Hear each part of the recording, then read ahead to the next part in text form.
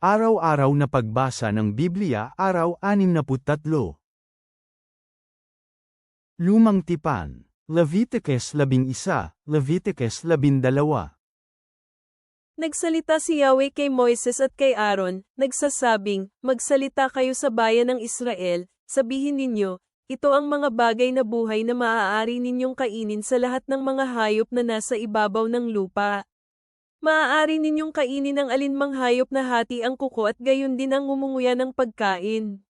Gayunman, ang ilang mga hayop maging ang ngumunguya ng pagkain o may hati ang kuko, hindi ninyo dapat kainin ang mga ito, mga hayop tulad ng kamelyo, dahil ngumunguya ito ng pagkain ngunit hindi hati ang kuko. Kaya marumi ang kamelyo para sa inyo. Gayon din ang liber na nakatira sa batuhan, dahil ngumunguya ito ng pagkain ngunit hindi hati ang kuko, marumi rin ito para sa inyo. At ang kuneho, dahil ngumunguya ito ng pagkain ngunit hindi hati ang kuko, marumi ito para sa inyo. At ang baboy kahit hati ang kuko, hindi ito ngumunguya, kaya marumi ito para sa inyo. Hindi ninyo dapat kainin alinman sa kanilang karne, ni hawakan ang kanilang patay na katawan. Marumi ang mga ito para sa inyo. Ang mga hayop na nabubuhay sa tubig na maaari ninyong kainin ay iyong may mga palikpik at may mga kaliskis, maging nasa karagatan man o nasa mga ilog. Ngunit lahat ng mga nabubuhay na nilikha na walang mga palikpik at kaliskis na nasa karagatan o mga ilog, kasama ang lahat ng mga gumagalaw na nasa tubig at lahat ng mga nabubuhay na nilikha na nasa tubig, maging kasuklam-suklam ang mga ito para sa inyo. Dahil ang mga ito ay dapat kasuklaman, hindi ninyo dapat kainin ang kanilang laman, gayon din, dapat kasuklaman ang mga patay na katawan ng mga ito. Anumang mga walang mga palikpik o mga kaliskis na nasa tubig ay dapat ninyong kasuklaman. Ito ang mga ibong dapat ninyong kasuklaman at hindi dapat kainin, ang agila, ang buwiter, ang halcon, anumang uri ng falcon, bawat uri ng uwak, ang kwagong may sungay at ang malaking kwago, ang tagak at ang anumang uri ng lawin. Dapat din ninyong kasuklaman ang maliit na kwago at ang malaking kwago, ang maninisid isda, ang puting kwago at kwagong kamalig, ang ibong osprey, ang tagak, anumang uri ng bakaw, ang ubabila at gayon din ang paniki. Dapat ninyong kasuklaman ang lahat ng lumilipad na kulisap na lumalakad gamit ang mga paa. Gayunman maaari ninyong kainin alinman sa lumilipad na mga kulisap na lumalakad din gamit ang paa, kung may mga binti sila sa itaas ang kanilang mga paa, na ginagamit upang tumalon sa lupa. At maaari rin ninyong kainin ang anumang uri ng balang, lukton, kulaglig o tipaklong. Ngunit dapat ninyong kasuklaman ang lahat ng lumilipad na mga kulisap na may apat na paa. Magiging marumi kayo hanggang sa gabi kung hahawakan ninyo ang patay na katawan ng isa sa mga ito.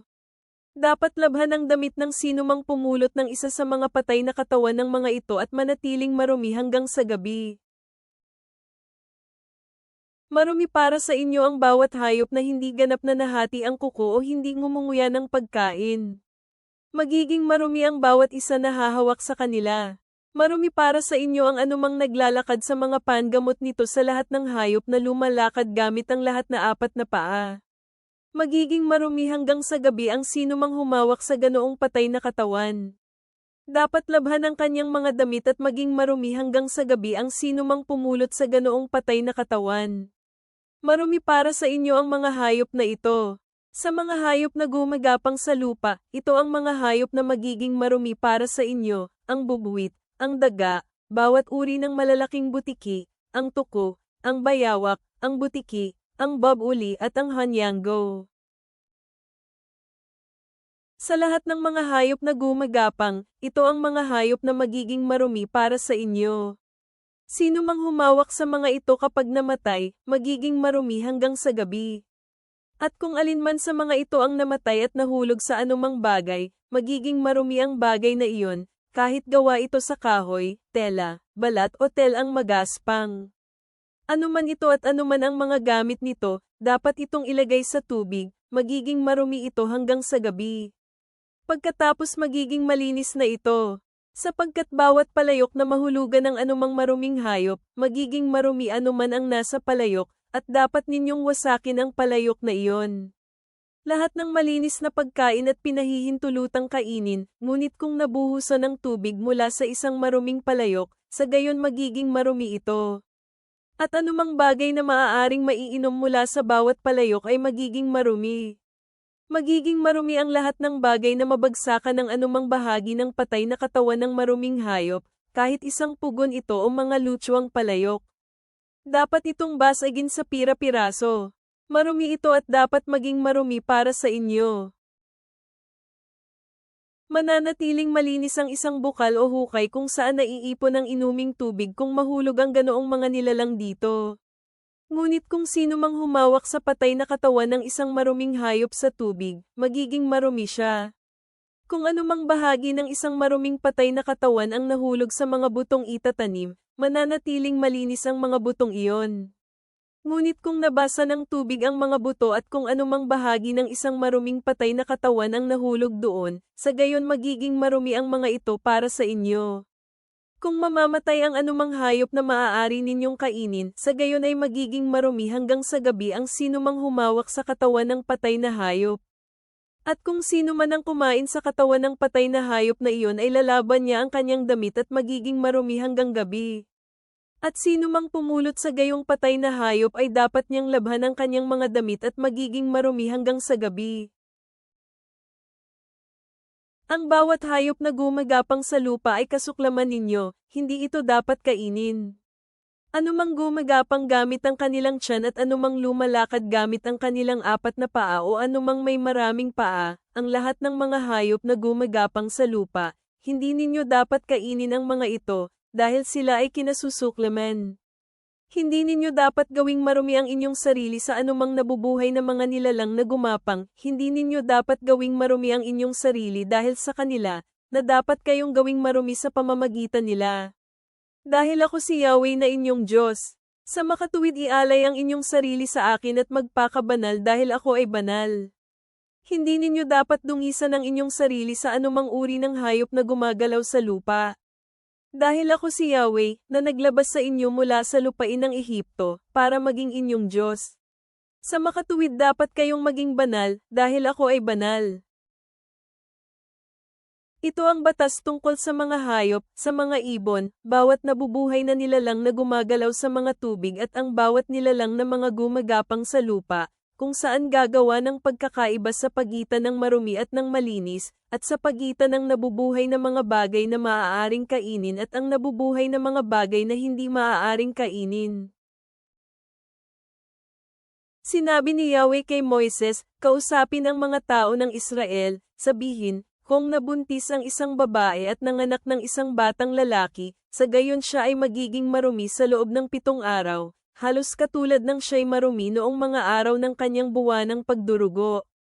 Sa 8 araw dapat tuliin ang laman na natatakpan ng balat ng isang sanggol na lalaki. Pagkatapos magpapatuloy ang paglilinis ng ina mula sa kanyang pagdurugo sa loob ng 33 araw. Dapat hindi siya hahawak ng anumang banal na bagay o pupunta sa loob ng tabernakulo habang hindi tapos ang mga araw ng kanyang paglilinis. Ngunit kung mangganganak siya ng isang sanggol na babae, sa gayon magiging marumi siya sa loob ng 2 linggo, gaya ng siya ay nasa panahon ng kanyang pagdurugo.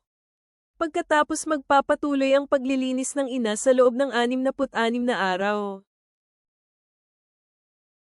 Kapag natapos ang mga araw ng kanyang paglilinis, para sa isang anak na lalaki o isang anak na babae, dapat siyang magdala ng 1 taong gulang na tupa bilang isang handog na susunugin at isang batang bato-bato o kalapati bilang isang handog para sa kasalanan, sa pasukan ng tolda ng pagtitipon, para sa pari. Pagkatapos ay ihahandog niya ito sa harapan ni Yahweh at gagawa ng pambayad ng kasalanan para sa kanya at malilinis siya mula sa kanyang pagdurugo. Ito ay ang batas tungkol sa isang babae na magsisilang sinuman sa dalawa, isang lalaki o isang batang babae. Kung siya ay walang kakayahang bumili ng isang tupa, kung gayon dapat siyang kumuha ng 2 kalapati o 2 batang bato-bato, isa bilang isang handog na susunugin at ang iba bilang isang handog para sa kasalanan, at ang pari gagawa ng pambayad ng kasalanan para sa kanya, pagkatapos magiging malinis siya. Bagong tipan. Mark 13 minuto pasado alas 12:27. Pagkatapos, nagpadala sila sa kanya ng ilan sa mga pariso at mga tauhan ni Herodes upang bitagin siya sa pamamagitan ng mga salita. Nang makarating sila, sinabi nila sa kanya, "Guro, alam namin na wala kayong pakialam sa saloobin ni Newman at hindi kayo nagpapakita ng pagpanig sa pagitan ng mga tao. Tunay na iyong itinuturo ang daan ng Diyos. Naaayon ba sa kautusan na magbayad ng buwis kay Cesar o hindi? Kailangan ba kaming magbayad o hindi?" Ngunit batid ni Jesus ang kanilang pagkukunwari at sinabi niya sa kanila, "Bakit ninyo ako sinusubok? Dalhan ninyo ako ng denaryo upang matingnan ko ito."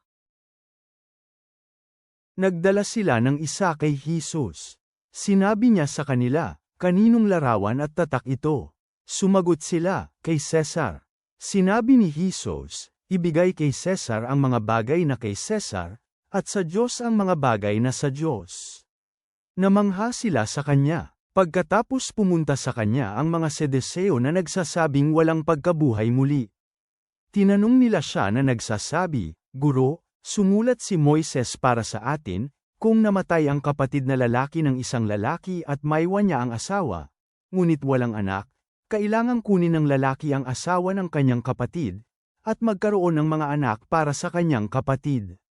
Mayroong 7 magkakapatid na lalaki, ang una ay nakapang-asawa at pagkatapos ay namatay na walang naiwang anak. Pagkatapos kinuha siya upang mapang-asawa ng ikalawa at namatay na walang naiwang anak. At gayon din ang ikatlo, at walang naiwang anak ang 7. Sa huli namatay din ang babae. Sa muling pagkabuhay, kapag sila ay bumangon muli, sino ang kanyang magiging asawa? Gayong napangasawa niya ang lahat ng 7 magkakapatid. Sinabi ni Jesus, "Hindi ba ito ang dahilan kaya kayo nagkakamali, dahil hindi ninyo nalalaman ang kasulatan maging ang kapangyarihan ng Diyos? Sapagkat kapag bumangon sila mula sa mga patay, hindi na sila mag-aasawa o makapag-aasawa, ngunit katulad sila ng mga anghel sa langit." Ngunit tungkol sa mga patay na ibinangon, hindi ba ninyo nabasa sa aklat ni Moises, sa salaysay tungkol sa mababang punong kahoy, kung paano nang usap sa kanya ang Diyos at sinabi, "Ako ang Diyos ni Abraham at ang Diyos ni Isaac at ang Diyos ni Jacob"? Hindi siya ang Diyos ng mga patay, ngunit ng mga buhay. Nagkakamali kayo. Mga awit, Psalm 30 is the 1-7. Itinataas kita, Yahweh, dahil ibinangon mo ako at hindi pinahintulutan ang aking mga kalaban na magalak dahil sa akin. Yahweh aking Diyos, humingi ako sa iyo ng tulong, at pinagaling mo ako.